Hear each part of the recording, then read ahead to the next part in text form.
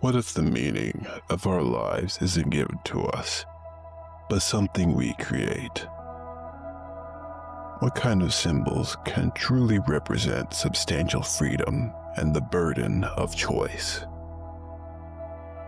And in a world without inherent meaning, how do we design a visual identity that speaks to the very act of existing? Today, our mission is to design 3 logo variants that embody the core messages of existentialism. We're embracing the raw, unburdened nature of existence itself. These logos won't tell you what to be, but rather help you reflect on the ideas you already have about yourself. Our canvas today is the very concept of the self, interpreted through the lens of a symbol we can all recognize: the I. We start with the first iteration, an eye where gray, fragmented strands protrude out from all directions, with short, detached strands floating behind the pupil. This isn't a tidy, perfect formed identity. Instead, it's a direct visual metaphor for the existentialist concept of absurdity and alienation. The gray, detached strands represent the fragmented search for meaning, being pushed and pulled in any direction. The lack of clear direction symbolizes our freedom, but also the inherent disorientation that comes with it. We are condemned to be free, and this I, with its raw, almost unraveled quality, speaks to that aloneness and the infinite possibilities stretching out before us. Without a predefined map, it's raw, it's vulnerable, and it's deeply overwhelming. Next, we evolve into our second iteration.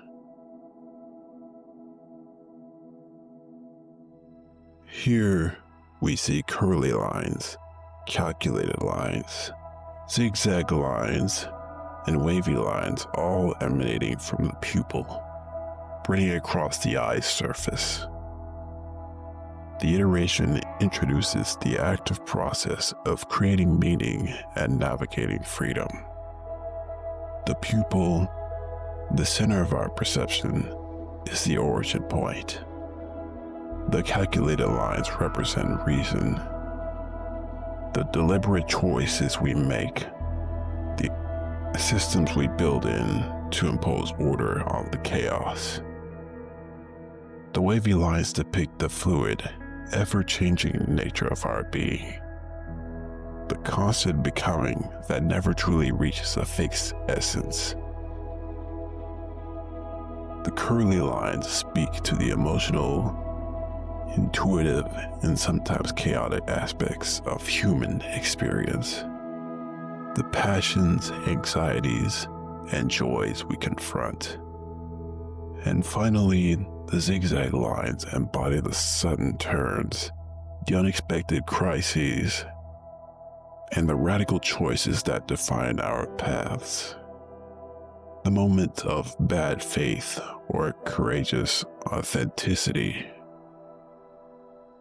This eye is a map of a life being lived, a testament to the dynamics of our freedom, reason, and emotion in the face of an indifferent world. For our third and final iteration, we sculpt an eyelid made of intertwining lines, a pupil formed by hollow circles, and eyelashes composed of zigzags. This represents an almost complete disassociation with ourselves and the open-ended nature of identity. The intertwining lines of the eyelid aren't solid. They show that our self is not a fixed, singular thing, but a composite of experiences, relationships, and decisions that we weave together. The hollow circles of the pupils symbolize the void at the center of our being. The infinite potential and foraging meaning that springs from this emptiness. And the zigzag eyelashes, they are the sharp, decisive points of our consciousness. Always scanning, always choosing, representing the active gaze we cast upon the world as we continually define ourselves. It's a window into the existential journey, a reminder that we are the architects of our own meaning in every line, every curve, every zigzag. So, what can we learn from this journey into designing the existential I? In our daily lives, we often look for blueprints, for instructions on who to be or what to do. Existentialism reminds us, while this search is natural, the true power lies in acknowledging that we are the blueprint makers. Every decision, every interaction, every creative act, like designing these logos, is an assertion of our freedom and the contribution to the meaning we forge for ourselves and the world around us. One key thing I think people disregard in their search for meaning is purpose. Therefore, I'm under the impression of find your sense of purpose and meaning will follow.